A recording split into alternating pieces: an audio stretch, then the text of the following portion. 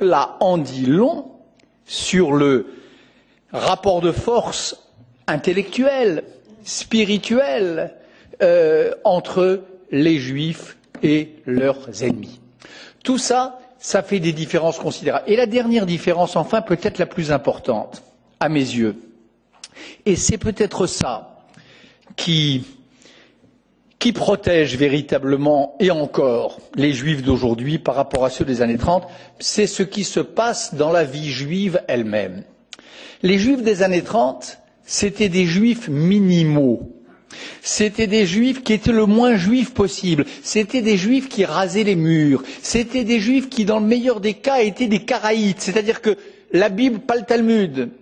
Tout ce qui pouvait faire la grande singularité du judaïsme, ils préféraient l'oublier ou le cultiver en secret, tels les derniers maranes de l'histoire juive.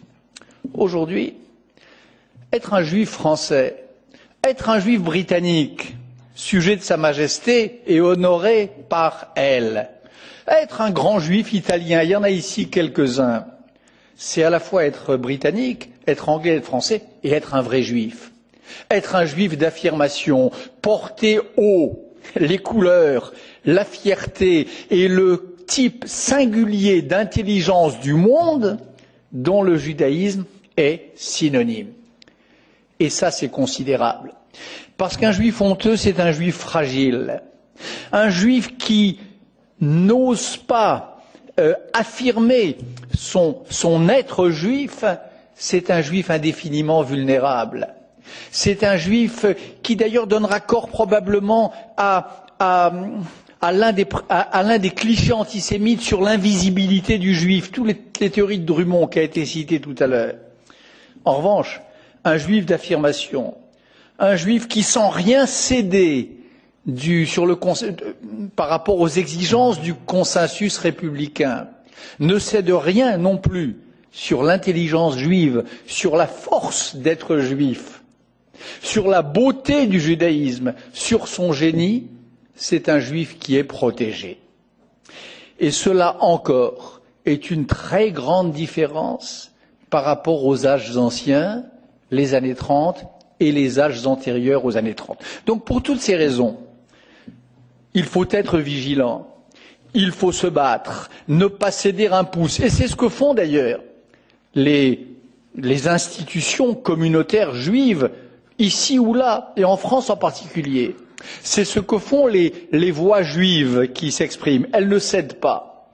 Et il ne faut pas céder d'un pouce sur la défense d'Israël. Je crois qu'il ne faut pas céder d'un pouce lorsque des unions d'étudiants en Grande-Bretagne veulent boycotter Israël, lorsque des fédérations de football prétendent les interdire de match, lorsque des grands chanteurs estiment que se produire en Israël serait pour eux un déshonneur. Il faut les dénoncer sans relâche.